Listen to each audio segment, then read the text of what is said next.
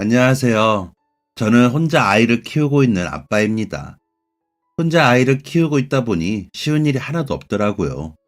특히 아이에게 엄마가 필요한 나이부터 저 혼자 키우고 있는데 저도 아이 키우는 것에 아는 게 많이 없고 부족한 부분도 참 많고 그러다 보니 늘 미안한 생각이 듭니다. 유복하지는 않았지만 평범한 가정에서 자랐던 저는 성인이 되기 전 부모님께서 모두 돌아가셨습니다. 그래서 군대에 얼른 다녀와서는 바로 일자리에 뛰어들게 되었는데요. 처음에는 한 공장의 생산직에서 근무를 시작하게 됐죠. 아내는 그때 같은 공장에서 일을 하던 사람이었는데 처음 보자마자 정말 깜짝 놀랐어요. 너무 예뻐서 아내 주변으로만 늘 빛이 나는 것 같았거든요. 공장 어디를 가도 그 사람이 제일 먼저 보이고 항상 그 사람 주변을 서성이게 되었습니다. 이런 제 마음을 아내도 눈치챘는지 언젠가부터 저와 눈이 마주치면 인사를 해주더라고요. 연애에는 영 소질이 없던 터라 어떻게 말을 걸어야 하나 망설이다가 그 마음을 담아서 길고 긴 편지를 적어 전했어요. 아내는 그렇게 정성 들여 쓴 편지는 태어나서 처음 받아봤다며 그 편지 때문에 결혼까지 한 거나 다름없다고 농담처럼 이야기하고는 했습니다. 그렇게 편지를 시작으로 저희는 연애를 시작했어요. 아내는 부모님도 가족도 없어 보육원에서 자랐고 고등학생쯤부터 공장을 다니며 일을 시작했다고 해요. 보육원에는 더 어린 아이들을 위해 어느 정도 나이가 들면 빨리 자리를 비워주어야 할 것 같은 부담감에 일찍이 기숙사를 제공하는 일자리를 찾아 떠났다고 하더라고요. 연애를 시작하고 얼마 지나지 않아 저는 혼자 결혼을 결심했어요. 아내는 예쁘면서 똑똑하고 현명하면서 성격도 정말 좋은 사람이었거든요. 내가 다시는 이런 사람을 만나지 못하겠다는 생각이 들면서 이 사람과 오래 만날 방법은 결혼밖에 없겠구나 싶더라고요.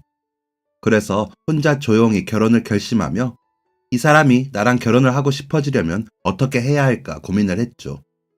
제 장점을 탈탈 털어보니 크게 없어서 그러면 돈이라도 열심히 벌어야겠다는 생각이 들더라고요. 나랑 결혼하면 후회는 안 하겠다고 생각이 들려면 돈이라도 여유 있겠다 싶어서요. 또 결혼하려면 결혼식도 해야 하고 집도 있어야겠다 싶었죠. 그리고 아내는 체력이 좀 좋지 않은 편이라 일을 하면서 가끔 많이 힘들어 보였거든요. 그래서 저라도 자리 잡으면 아내는 편하게 쉬게 해주고 싶었어요. 그런 결심이 들자 일도 더 열심히 하게 됐고 주말 근무도 야간 근무도 특근을 할 수 있는 날은 빠지지 않고 나서서 했어요. 그러다 보니 주변의 평판도 자연스럽게 성실하고 근면한 청년이라고 높아지더라고요. 저는 그런 평판 역시도 아내 덕분에 생겼다는 생각이 들어요. 아내를 만나지 않았다면, 결혼하겠다고 생각하지 않았다면 제가 그렇게까지 목적을 가지고 열심히 성실하게 살 수 있었을까 싶거든요. 일에 대한 평판까지 아내를 만난 덕분에 생겨난 긍정적인 변화다 싶었습니다. 또 아내를 만나고 나서 제 삶은 늘 행복으로 가득했기에 저는 그때 아내를 만난 게 세상에서 제일 좋았던 일이라고 생각해요. 그렇게 아득바득 일하고 돈을 모으는 동안 아내도 같은 생각이었더라고요. 저랑 만나기 시작할 때쯤 주변에서 다들 저에 대해 좋은 말을 많이 했다고 해요. 젊은 나이에 아주 성실하고 참한 청년이라고, 같이 일하는 언니들이랑 이모 삼촌들도 제 이야기를 많이 했다고 하더군요. 다시 생각해보면 좋은 이야기를 많이 해줘서 아내에게 제 점수를 올려준 그 주변 분들이 참 고마운 분들이었네요. 그래서 아내 역시도 저를 만나며 제 성실하고 착한 됨됨이에 결혼을 결심했다고 해요. 그리고 자신이 보육원에서 자라면서 돈 없이 가정을 꾸리는 게 얼마나 힘들고 고된 일인지를 잘 알았기 때문에 저와 결혼해서 행복하게 살려면 돈을 열심히 모아야겠다는 생각이 들었다는군요. 저희 두 사람은 둘 다 일도 너무 잘하고 성실하다고 평판이 좋아 일을 시작한 지 3년 차에 조금 더 큰 공장으로 월급을 더 받고 옮기게 되었어요. 그곳에서 또다시 열심히 일했고 그 덕분에 돈을 꽤 모을 수 있었어요. 저희는 공장 근처에 작은 빌라를 얻었고 그곳에서 소박한 살림을 시작하게 되었죠. 함께 산 지 1년쯤 되었을 때 저희는 같이 모아둔 돈으로 결혼식도 올렸어요. 하얀 웨딩드레스를 입고 환하게 웃던 아내의 모습은 정말 하늘에서 내려온 천사를 보는 것 같았습니다. 결혼 후에도 저희 부부는 성실하게 일하며 돈을 모았고 드디어 꿈에 그리던 내 집 마련을 할 수 있었어요. 엘리베이터에도 없는 다세대 주택이긴 했지만 저희 돈으로 마련해 저희 명의의 집이라 정말 기분이 좋았습니다. 물론 대출 때문에 한동안은 완전히 우리 집은 아니긴 했지만요. 열심히 일을 하다 보니 좋은 기회가 와서 조금 더 큰 기업의 생산직으로 이직하게 되었습니다. 최소 학력 기준이 고졸은 되어야 해서 아쉽게도 아내는 이직할 수 없었지만 각자 다른 곳에서 또다시 성실하게 일을 해나갔어요. 악착같이 아등바등 일한 덕분에 대출금을 갚을 수 있었어요. 이사를 하고 나서 아이를 가지기 위해 노력했지만 아직 저희가 준비되지 않았다는 하늘의 뜻인지 아이 소식이 빠르게 들려오지는 않았습니다. 그래도 저희에게 아이가 오는 것도 인연과 시기가 있을 거라고 생각하며 천천히 기다리기로 했습니다. 아직 저희 두 사람 모두 젊은 편이고 그 사이 또 열심히 일하며 돈을 모아두면 나중에 아이를 낳았을 때 조금이라도 더 편해질 거라며 긍정적으로 생각했죠. 그렇게 아이를 기다리며 다시 2년 정도가 지났고 저희에게도 드디어 아이 소식이 왔습니다. 기뻐하며 연락한 아내와 함께 저 역시도 드디어 아이 아빠가 되어 가족이 한 명 늘어난다는 생각에 들떴어요. 하지만 좋은 소식은 늘 나쁜 소식과 들려온다고 했던가요?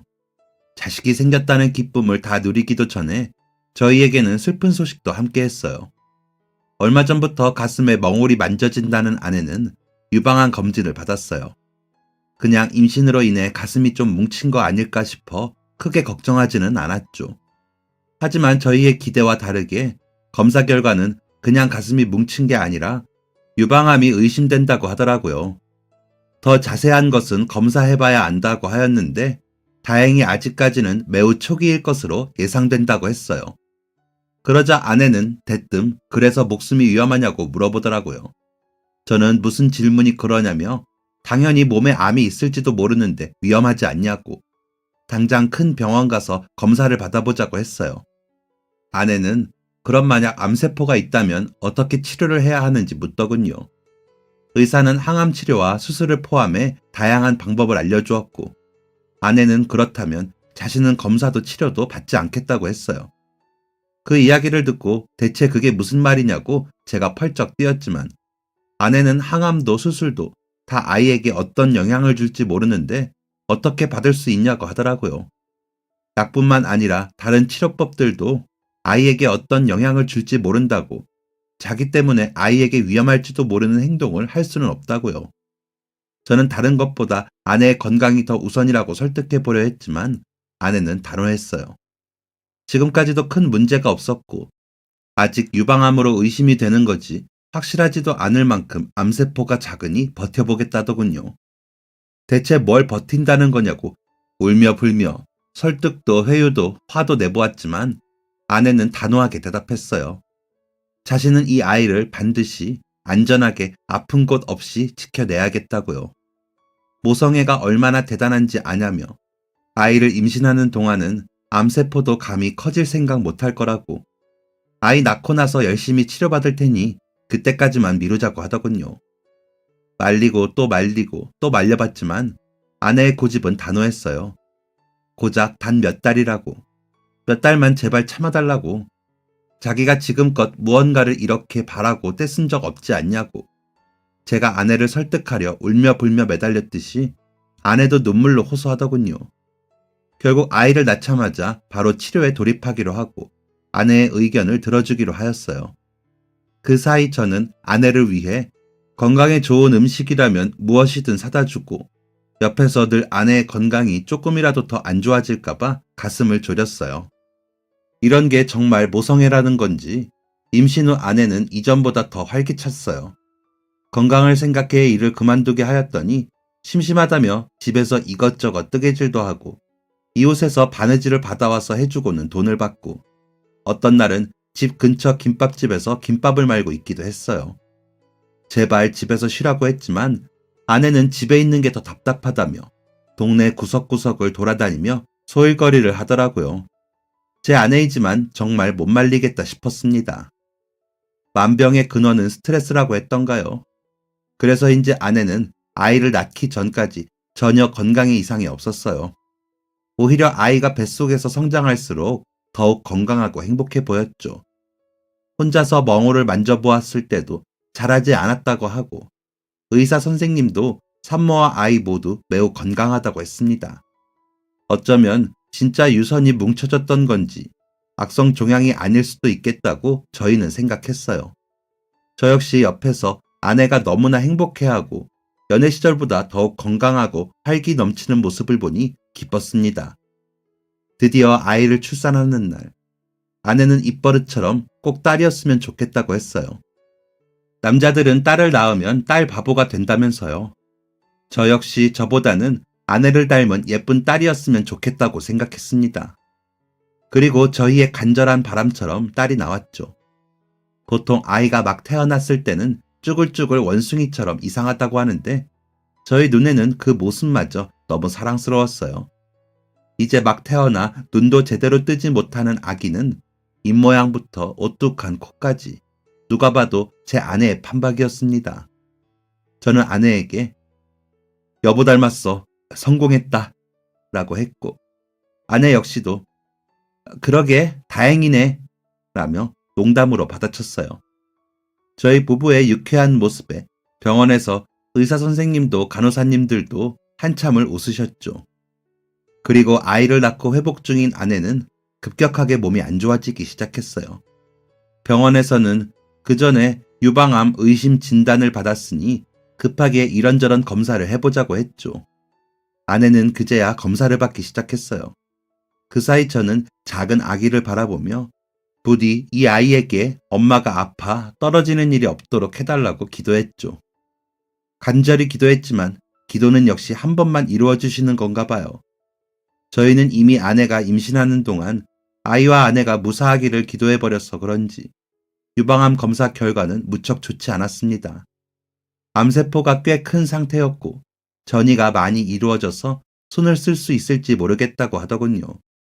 어떻게 이 몸 상태로 지금까지 버텼냐고, 어떻게 아이까지 출산하셨냐고 의사 선생님은 화내듯 이야기하셨지만 아내는 전혀 아프지 않던걸요. 저는 정말 괜찮았어요. 라며 웃어버렸죠. 의사 선생님과 저는 둘 다 기가 막혔어요. 저는 아내에게 당장이라도 할 수 있는 치료는 다 해보자고 했죠. 아내는 알았다고 하더니 그래도 혹시 모르니 아이와 함께 며칠만 시간을 더 보내고 싶다고 하더군요. 저희는 병원에서 퇴원 후 아이와 함께 집으로 돌아가 2주 정도의 시간을 보냈어요. 아내는 온종일 아이의 얼굴을 들여다보며 행복해 하더라고요.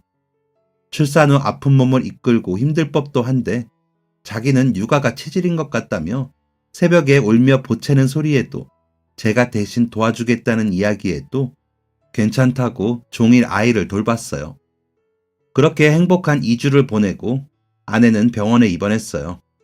생각보다 심각한 상태라 병원에서는 최선을 다해보겠다는 이야기만 했죠.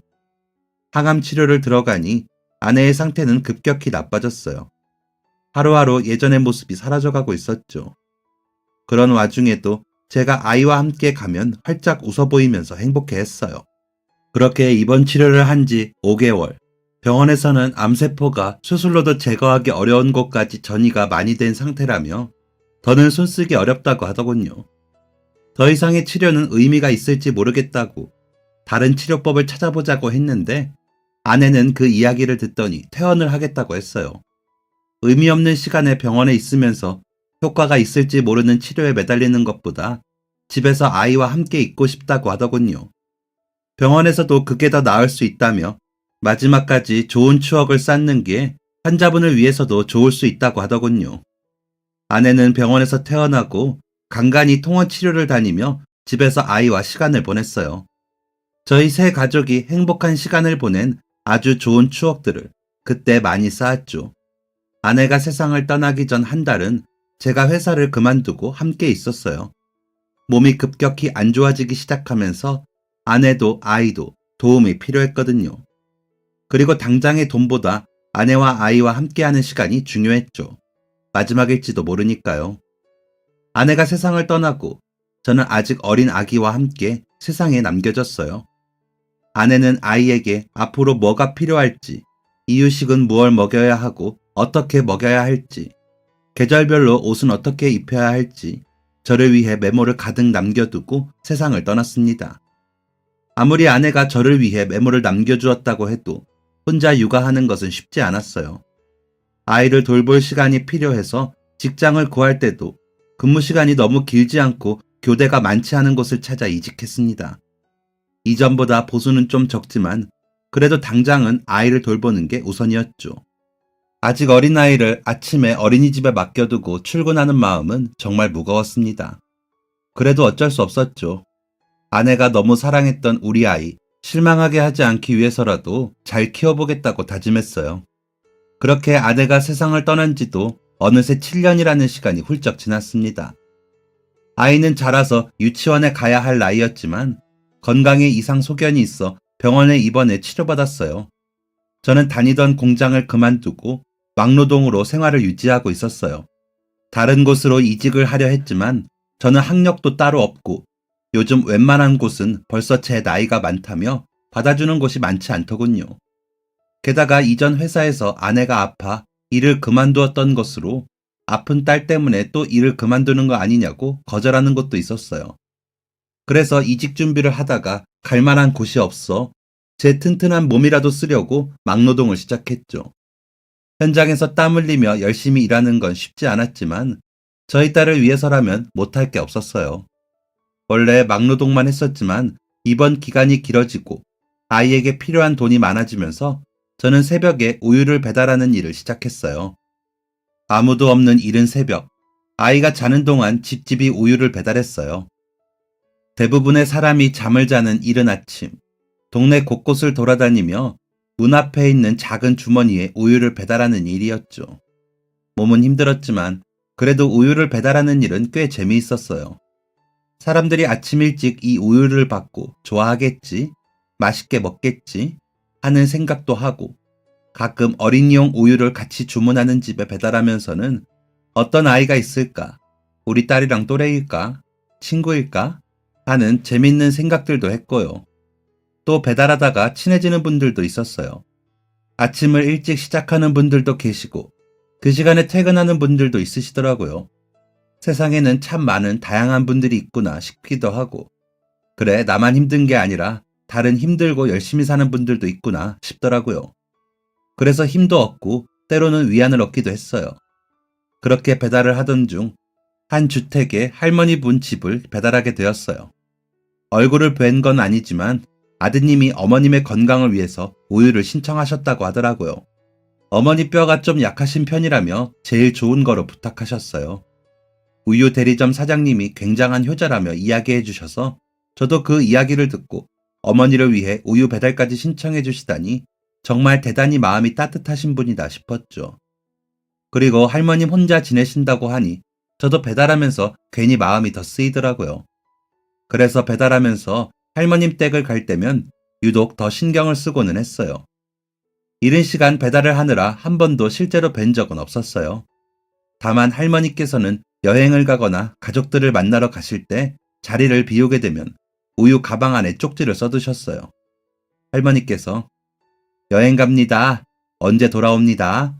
라고 손글씨를 남겨두고 가시면 저는 그 밑이나 뒷면에 네 알겠습니다. 잘 다녀오세요. 혹은 재밌게 다녀오세요. 라고 답장을 남기기도 했죠. 그럼 그에 대한 응답인지 가끔은 여행지에서 산 것 같은 과자나 빵을 우유 가방에 넣어두시거나 문 앞에 쪽지와 함께 걸어두기도 하셨어요. 그럼 저도 그걸 받고 감사한 마음에 과자나 빵, 떡과 같은 간식을 넣어 답례를 하기도 했죠. 그렇게 얼굴은 뵌 적이 없지만 할머님과 뭔가 친밀함이 있었어요. 할머님 댁으로 우유를 배달한 지 어느새 1년이 되었어요. 할머님은 여행이나 아드님을 뵈러 집을 꽤 자주 비우시는 편이셨지만 자리를 비울 일이 생기면 항상 손편지를 남겨두셨어요. 지난 1년간 말없이 자리를 비우신 적이 단 한 번도 없었죠. 그날도 어김없이 우유를 배달해드리고 돌아갔습니다.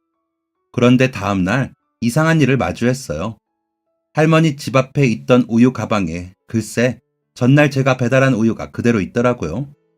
가끔 말없이 집을 비우시는 분들이나 아니면 우유를 꺼내야 하는데 깜빡하고 두시는 고객님들도 있으셨지만 이제까지 할머님은 한 번도 그런 적이 없었어요. 뭔가 이상하다는 생각이 들기 시작했죠. 하지만 그래도 하루 정도는 갑작스러운 일이 생기시거나 깜빡하셨을 수도 있지 하는 생각을 했어요. 그래서 저는 우유에 메모를 남겼어요. 할머니, 급한 일이 생기셨는데 메모를 잊으셨나 봐요. 혹시 몰라 우유는 넣어두고 갑니다. 그리고 그날 우유도 넣어두고 다시 배달길을 나섰죠. 그리고 정말 이상한 날은 그 다음 날이었습니다. 우유를 넣으러 가방을 열려는데 벌써 가방이 뭔가 묵직한 게 느껴졌어요. 설마 하는 생각이 들어 얼른 가방을 열어보니 전날과 전전날의 우유가 가방에 그대로 남아 있었습니다. 우유를 살펴보니 제가 적어둔 메모까지 있었고 그걸 보니 제가 넣어둔 우유가 며칠째 그대로 있다는 것을 알게 됐죠. 뭐지? 이런 적이 한 번도 없었는데? 고개를 갸우뚱거리며 저는 우유를 넣고 마저 배달길을 떠났어요. 그런데 우유를 넣고 나서면서 자꾸 찝찝한 기분이 들었어요. 아무리 잊어버려도 하루나 이틀 정도이지 않을까? 이런 적이 한 번도 없으셨던 분인데 무슨 일이시지? 불안한 생각들이 들었습니다. 만약 무슨 일이 생겼는데 아무도 눈치채지 못하고 제가 유일하게 눈치를 챈 거라면 어쩌지 싶은 생각이 들었어요. 누군가는 집 앞에 우유가 몇 개 쌓이는 게 뭐 그리 대단한 일이라고 그냥 어디 가는데 잊어버리신 거겠지 라고 할 수도 있지만 왠지 저에게는 굉장히 찝찝한 기분이었습니다. 그래서 다른 집에 우유를 다 배달하고 다시 할머니 집으로 향했어요. 다시 할머니 집으로 가서 우유 가방을 들여다봤지만 여전히 우유는 그 자리에 그대로 쌓여 있었어요. 저는 우선 초인종을 눌러보았습니다. 아무리 초인종을 눌러도 대답이 없더라고요. 진짜 어디 여행이라도 가신 건가? 내가 괜히 별것도 아닌 일에 예민하게 굴었나 싶어 다시 돌아가려는 찰나 집 안쪽에서 전화벨 소리가 들렸어요. 벨소리는 한참이 계속되었고 다시 끊어지더니 이윽고 다시 울렸습니다. 처음에는 그냥 전화가 온 건가 싶었는데 전화벨이 끊임없이 울리더니 다시 핸드폰 벨소리 같은 게 들리더라고요. 새벽이라 조용해서 그런지 희미하게 들려왔지만 확실히 할머니 집에서 나는 전화벨 소리였습니다. 대문 안쪽을 슬쩍 보니 집 문 옆에 창문이 반 정도 열려 있었어요. 그리고 그 사이로 계속해서 전화벨과 핸드폰 벨소리가 새어나왔죠. 그냥 돌아갈까 하다가 뭔가 저렇게까지 전화벨이 계속해서 울린다는 것은 할머니에게 무슨 일이 생긴 건 아닐까 생각이 들었어요. 게다가 핸드폰 벨소리가 들리는 것을 듣고 만약 여행을 가셨거나 급한 일이 있어 자리를 비우셨다고 해도 핸드폰을 두고 가실 일은 없지 않을까 싶었죠.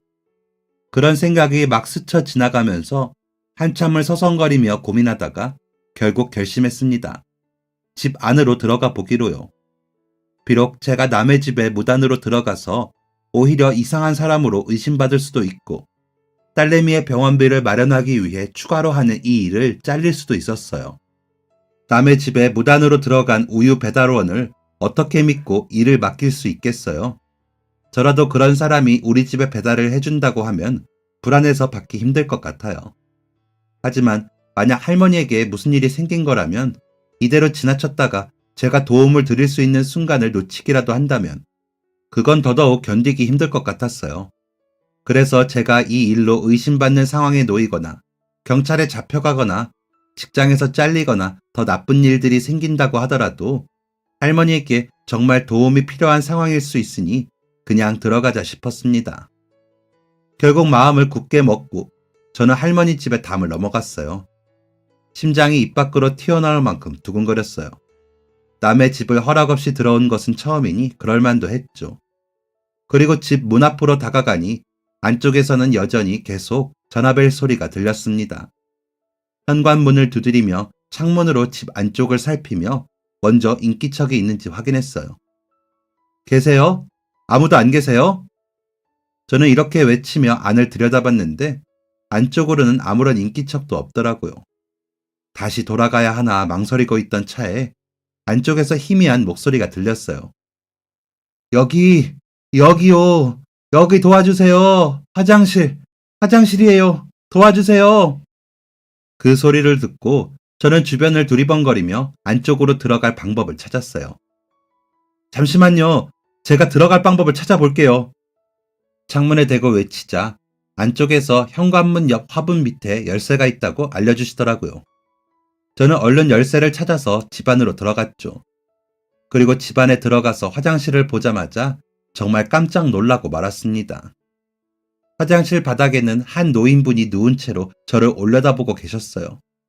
그리고 거실에서 전화벨이 계속 울렸고 식탁 위에서 핸드폰 벨소리가 울렸습니다.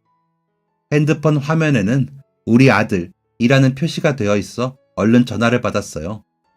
그러자 상대편에서 다급하게 어머니 괜찮으세요? 하고 거의 울듯이 외치는 소리가 들리더라고요. 여보세요? 아드님이신가요? 저는 할머님 우유 배달해주는 사람인데요. 지금 할머니께서 화장실에 쓰러져 계셔서 병원으로 옮기려고 합니다. 여기서 가장 가까운 응급실이 대학병원이라서 거기로 갈 건데 어딘지 아시죠? 거기로 오시면 될 것 같습니다. 알겠다는 대답을 듣고 저는 할머니의 핸드폰을 주머니에 챙기고 할머니에게 움직일 수 있으신지 여쭤보니 허리를 다친 것 같다며 움직이기 힘들다고 하시더라고요. 그래서 할머니를 들거나 업으면 큰일이 날 것 같아 119를 부르고 기다렸죠. 화장실에 며칠째 누워 계셔서 소변까지 옷에 묻어 있어서 저는 구급대가 올 때까지 할머니 옷을 닦아드리고 있었습니다. 곧 구급대원들이 왔고 다행히 병원이 멀진 않았기에 금방 도착할 수 있었죠. 긴장을 어찌나 했는지 제 온몸에는 땀이 쏟아지고 있었어요. 겨우 땀을 닦고 할머니가 누워 계신 침대 옆에 앉았어요. 할머니께서는 정말 고맙다고 계속 제 손을 꼭 잡고 말씀하시더라고요. 제가 아니었으면 정말 큰일 날 뻔했다면서요. 계속 제 손을 잡으며 고맙다는 말을 반복하셨고 그때 다시 주머니에 넣어두었던 핸드폰이 울렸습니다. 전화를 받으며 응급실 입구 쪽으로 나가보니 한 남성분이 뛰어오고 있으셨어요. 저는 손을 흔들어 제가 전화받은 사람이라는 것을 알렸고 그 남성분이 가까이 오는데 이럴 수가. 제가 아는 분이더군요. 어떻게 이 사람을 여기서 만날 수 있지 싶었습니다. 그분도 역시 저를 보더니 매우 크게 놀란 눈치였어요. 저희 두 사람 다 잠깐 이 기막힌 우연에 서로를 바라보며 서 있었습니다. 아는 척을 하기에 앞서 저는 그분을 모시고 먼저 할머니께 갔어요. 할머니는 그 남성분을 보자 아들 왔냐며 반가워하셨죠. 그분은 할머니의 손을 붙잡고 몸 여기저기를 살피시면서 많이 다치셨냐고, 어디가 어떻게 아프시냐고, 이게 대체 무슨 일이냐고 엄청 걱정하셨어요. 이윽고 간호사분이 검사를 진행해야 한다며 할머님을 모시고 가셨습니다. 남자분은 보호자 수속을 밟았고 저는 한숨 돌리려 응급실 앞에 의자에 잠시 엉덩이를 붙였어요. 뒤이어 아까 마주친 그 남자분께서 나오셔서 저에게 아는 척을 하더군요. 저도 엉거주춤 일어나 인사를 나눴습니다. 앉으라는 손짓을 하여 같이 자리에 앉았어요. 저희들은 한동안 말이 없다가 제가 먼저 침묵을 깼죠. 할머님께서는 괜찮으신가요? 검사 결과를 봐야 알겠지만 허리 근육이 좀 놀란 것 같고 다행히 부러지거나 크게 다치신 것은 아닌 것 같아. 연세가 있으셔서 약간 삐끗하는 것도 조심해야 하는데 화장실에서 넘어지셨다네. 아, 그래서 제가 처음 발견했을 때 화장실에 계셨군요. 평소 자주 연락을 드렸는데 이번에 중요한 회사 업무로 이 지역 저 지역 출장이랑 회의를 다니느라 정신이 없었어. 이사하고도 워낙 혼자 잘 계셨어서 마음을 놓았던 게 문제인 것 같네. 아내가 어머니가 전화를 안 받으신다고 하길래 또 여행이라도 가신 거 아니냐고 했거든. 어젯밤에 전화를 드렸더니 안 받으셔서 일찍 잠이라도 드셨나 싶어서 오늘 오전에 다시 걸었는데 집 전화도 핸드폰도 받지 않으시길래 아 진짜 무슨 일이 생겼나 싶어서 급하게 어머니 댁으로 가고 있었지. 마침 자네가 전화를 받아서 병원으로 간다더군. 제가 할머니 댁에 우유 배달을 하는데 평소 자리를 비우시면 꼭 쪽지를 남기시거든요. 근데 이번에는 이상하게 며칠간 쪽지도 없고 배달해드린 우유도 그대로 있더라고요. 계속 우유가 쌓이는 게 이상했는데 초인종을 눌러도 답도 없으시고 집 안에서는 계속 전화벨 소리가 들려서 무슨 일이 생겼구나 싶었죠. 그런데 그분이 어머님이셨을 줄이야. 그러게 말이네. 나도 자네가 그 우유를 배달해주는지 몰랐네. 벌써 1년 정도 됐을 텐데 말이야. 그동안 잘 지냈나? 덕분에 잘 지냈습니다. 그때 일은 다시 한번 감사드려요. 다시 인사드릴 틈도 없이 연락이 닿지 않아서 정말 감사했습니다. 몇 번이나 인사드리고 싶었어요. 에이, 그게 뭐 감사까지 받을 일이라고. 그 사이 나에게도 많은 일이 있었지. 그래도 이렇게 다시 인연이 다 보게 되니 참 좋네. 할머니의 아드님으로 마주친 그분은 막노동을 하기 전 제가 다니던 공장의 관리자님이었어요. 본사에서 발령받아 오신 분이었는데 저희는 모두 부장님이라고 불렀었죠. 제가 아내가 죽은 후 구했던 한 중견 회사의 공장을 다닐 때였죠. 막노동을 하기 전에 어렵게 얻은 직장이 있었거든요. 그곳을 다닌 지 얼마 안 됐을 때 딸이 아프게 되면서 병원에 입원하게 되었던 거였어요. 어느 날 밤 갑자기 배가 아프다며 엉엉 울더라고요. 얼른 아이를 둘러매고 병원으로 뛰어갔죠. 우선 병원에 입원해 여러 가지 검사를 받았고 이를 위해 회사를 갑작스럽게 하루 쉬게 되었습니다. 갑작스럽기는 했지만 부장님께 연락드려 사정을 자세히 이야기하니 알겠다고 충분히 양해를 해주셨어요. 제발 별일 아니기를 바라며 가볍게 퇴원할 줄 알았지만 선천적으로 심장에 이상이 있다는 이야기를 들었어요. 심장 기능 자체에 이상이 있기 때문에 이식 수술이 필요하지만 심장 이식은 나이가 어릴수록 힘들다고 했어요. 이식 대기도 길고 이식자가 희소하기 때문이라더군요. 그래서 언제가 될지 알 수 없다며 우선 보조장치를 수술하기로 했죠. 치료를 시작하며 아내가 떠난 후 밀린 병원비를 겨우 갚고 넉넉하지 못한 생활을 하던 와중 아이의 치료비까지 발생하니 걱정이 앞서기도 했지만 다행히 일하는 곳의 월급이 적은 편은 아니라 충분히 감당할 수 있을 거라고 생각했죠. 하지만 그런 생각도 잠시 회사의 사정이 어려워지면서 공장은 문을 닫게 되었습니다. 본사에서 대표가 갑작스럽게 잠적했기 때문에 회사도 난리가 났고 공장에서도 난리가 아니었죠. 당장 월급도 제대로 받지 못하는 분도 나왔습니다. 저 역시 갑작스러운 회사의 소식에 당장 수술을 앞둔 저희 딸의 수술비와 병원비를 생각하며 주저앉아 눈을 질끈 감았어요. 속상한 걸음으로 딸아이의 곁을 지키는데 며칠 후 카드로 일부라도 수납해야겠다 싶어 내려갔더니 누군가 이미 저희 딸아이 병원비를 모두 계산했다고 하더군요. 한 남성분이 오셔서 병원비를 모두 계산했다고 하더라고요. 이게 대체 무슨 일인가? 갑자기 산타 할아버지라도 오셨나 싶었어요. 놀라운 건 그뿐만이 아니었습니다. 앞으로 생계 유지를 위해 통장 정리도 하고 한동안 대출이 가능한지 알아보려 은행에 갔는데 제 통장에 꽤 큰 금액이 입금되어 있었어요. 돈을 입금한 건 부장님이었습니다. 알고 보니 공장이 문을 닫게 되며 부장님께서는 제 걱정을 크게 하셨다고 해요. 아픈 딸까지 있는 사람이 당장 공장이 문을 닫아 퇴직금은커녕 월급도 제대로 못 받게 되어 어쩌냐고 방법을 찾아야겠다고 하셨대요. 하지만 딱히 저를 도울 방법은 없으셨고 그래서 본인의 사비를 들여 저희 딸 병원비를 계산하고 저에게 큰 돈을 입금해 주신 것 같았어요. 직원들에게 저희 딸이 입원한 병원이 어디인지 물어보셨다는 것과 제 통장에 입금해 주신 입금자 명으로 알 수 있었죠. 저는 너무나 감사한 마음에 부장님께 연락을 드렸지만 안타깝게도 통화 연결은 되지 않았고 그나마도 얼마 지난 후부터는 없는 번호로 나오더라고요. 그분 덕분에 저희 딸은 무사히 수술을 받을 수 있었어요. 다만 수술 후 한동안은 괜찮았지만 심장 이식을 받아야 해서 병원에 다시 입원했습니다. 그래도 저와 저희 딸에게는 너무나 감사한 분이었어요. 제 딸의 생명의 은인이셨죠. 감사 인사도 제대로 드리지 못해 늘 마음에 걸렸는데 이렇게 다시 만나게 되어 너무 다행이었습니다. 조금 더 좋은 일로 만날 수 있었다면 더 좋았겠지만 말이죠.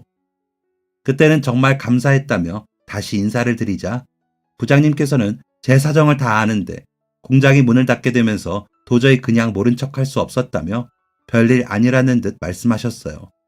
그 후 자신이 본사에서 꽤 높은 자리였어서인지 대표의 행방에 대해서 물어보려고 연락하는 사람이 많아 연락처도 바꾸게 되었다더라고요. 자신도 한동안 힘들었지만 다행히 좋은 동업자를 만나 새롭게 회사를 차리게 되면서 오히려 전에 회사에 있을 때보다 더 성공한 사업체를 이끌게 되었다고 하셨어요.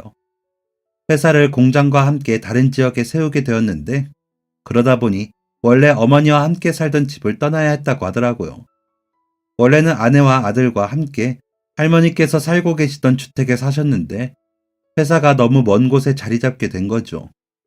연세도 있으신데 혼자 계시는 어머니가 걱정되어 함께 이사를 가자고 몇 번이나 설득했지만 할머니께서는 그 동네가 편하다고 그 집이 오랫동안 살면서 여러 추억도 있어 떠나기 싫다며 혼자 살아도 괜찮다고 가족들을 보내셨다고 해요. 그러다 보니 혼자 계시는 어머니가 걱정되어 평소 여기저기 아프다고 하셔서 건강도 챙길 겸 우유 배달을 신청했다고 하더라고요. 우유를 매일 배달하다 보면 혹시나 무슨 일이 생겨도 우유가 쌓여서 누군가 이상함을 더 빠르게 알아챌 수 있지 않을까 싶었다면서요. 저에게는 왜 일 잘하던 인재가 관련 업계가 아닌 우유 배달을 하게 되었는지 물으셨어요. 그동안 같은 계열로 이직하려 했지만 요즘 워낙 다들 스펙이 풍부해지고 나이도 적지 않다 보니 쉽지 않았다고 말씀드렸죠. 게다가 이전에 아내가 아파서 일을 그만둔 것을 가지고 다른 회사에서는 가족이 아프면 또 일을 그만둘 게 아니냐며 좋지 않게 봤던 시선 때문에 더욱 입사가 힘들었다고 말씀드렸습니다. 그러다 보니 당장 먹고 살 거리를 찾느라 막노동 현장에 뛰어들게 되었고 그 와중에 아이의 심장 이식 수술을 준비하느라 돈이 더 필요해 우유 배달까지 하게 된 사연을 이야기해드렸죠. 저희가 이야기를 나누는 사이 할머니의 검사가 다 끝났어요. 검사 전 의료진의 소견대로 다행히 부러지거나 크게 다치진 않으셨고 허리 쪽 인대가 늘어나면서 거동이 불편하셨던 것 같다고 하시더군요. 며칠 물리치료 받으며 염증 수치를 낮추고 쉬시면 괜찮아질 거라고 해서 정말 다행이었어요. 할머님과 저희는 그 이야기를 듣고 그제야 안심하였습니다. 응급실에서 수액을 다 맞고 나면 퇴원해도 된다는 이야기를 듣고 저는 이제 가봐야겠다고 일어났어요. 할머니께서는 다시 한번 저에게 고맙다고 하시면서 가끔 쪽지로만 연락을 주고받다가 이렇게 만나게 된다며 반가워하기도 하셨고요. 저 역시 늘 어떤 분일까 궁금했는데 이렇게 만나 뵙게 되어 너무 반갑다고 이야기했습니다. 인사를 나누며 할머니께서는 우스갯소리로 이제는 화장실 갈 때도 꼭 핸드폰을 챙겨가야겠다고 하셨어요. 아침에 일어나 그냥 언제나처럼 화장실에 들어간 건데 미끄러지며 며칠을 몸을 일으킬 수도 없이 아프게 될 줄 상상도 못 하셨다면서요. 하루 이틀이 지나니 배도 고프고 목까지 마르면서 정신까지 아득해지셨다며 그때 제가 찾아오지 않았다면 어떻게 됐을지 상상도 하기 싫다며 몸서리를 치셨어요. 저 역시 그동안 자리를 비울 때 할머니께서 늘 쪽지를 남겨주신 덕분에 이상함을 느낄 수 있었다고 항상 미리 저에게 알려주신 덕분이라고 이야기했죠. 저는 위층에 있는 딸아이를 보러 가겠다고 인사를 드렸고 할머니는 다음번에 자신이 밥이라도 사겠다며 꼭 다시 만나자고 하셨어요. 부장님과도 종종 연락하자고 연락처를 주고받고 인사를 드리고 나왔습니다. 평소라면 일하러 갔을 시간에 제가 나타나자 딸아이는 너무 반가워하며 좋아했습니다. 딸아이가 환하게 웃는 모습을 보니 제 기분도 덩달아 행복해지더라고요.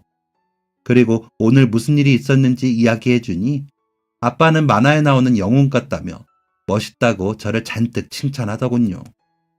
그러면서 다른 침대의 친구들과 의사 선생님, 간호사님들에게도 아빠는 멋진 영웅이라고 며칠 동안 자랑하고 다녔어요. 그로부터 며칠 뒤 우유 배달을 마치고 막노동을 가려는데 전화 한 통이 걸려왔습니다. 받아보니 부장님이시더라고요. 어쩐 일인지 여쭤보니 혹시 아직도 공장 쪽에 일할 생각이 있는지 물어보셨죠. 저는 기회만 있다면 당연히 하고 싶다고 대답했어요. 그랬더니 자신이 운영하는 회사가 이번에 새롭게 제가 사는 지역 쪽에 공장을 설립하는데 일할 사람이 필요했다며 다음날 면접을 보러 오라고 했습니다. 저는 다음날 오랜만에 깔끔하게 차려입은 옷과 열심히 작성한 이력서를 들고 회사를 방문했어요. 본사가 있는 곳은 제가 사는 곳에서 3시간 정도 걸리는 다른 지역이었죠. 사무실 건물 옆에는 공장 부지가 따로 있었고 들어가 보니 회사도 작지 않았습니다. 부장님과 친구분이라는 공동 대표분이 함께 면접을 보았고 다행히 동업자분 역시 저를 무척이나 마음에 들어 하셨어요. 그리고 두 분 다 제가 전에 일하던 곳의 경력을 인정해 새로운 공장의 관리팀에 입사시켜 주셨습니다. 연봉도 제가 막노동과 우유 배달을 할 때보다 훨씬 좋았어요. 근무 시간도 아침부터 저녁까지로 일정했기에 딸아이를 위해서 시간도 낼 수 있어 더할 나위 없이 좋았습니다. 저는 두 분께 정말 감사하다고 몇 번이나 고개 숙여 인사드렸고 두 분은 앞으로 잘 부탁한다며 웃으며 대답하셨어요. 그렇게 일을 시작한 지도 어느새 1년이 되었네요.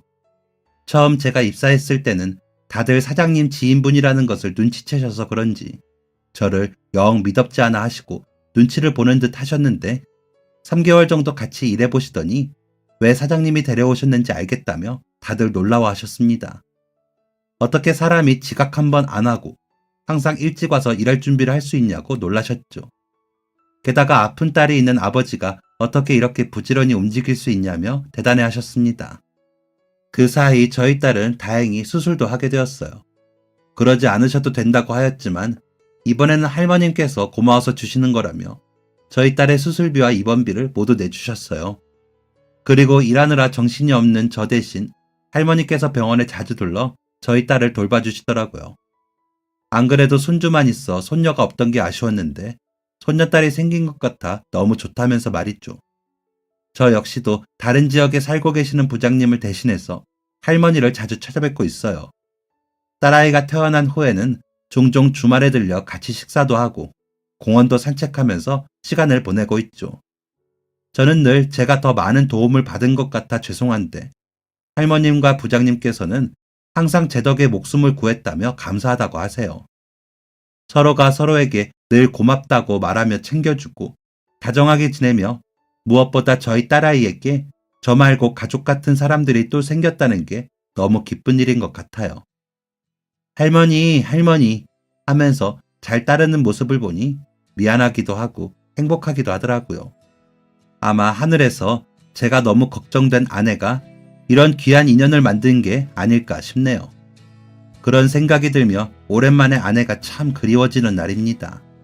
많이 보고 싶고 사랑하는 제 아내가 잘 지낼 거라고 그러면서 저랑 딸을 잘 보살펴주고 있을 거라고 생각하며 앞으로도 제 소중한 인연들과 그리고 아내를 똑 닮은 사랑하는 딸과 건강하고 행복하게 지냈으면 좋겠습니다. 지금까지 사연 들어주셔서 감사합니다. 사연이 재밌으셨다면 구독과 좋아요를 눌러주세요. 감사합니다. 안녕히 계세요.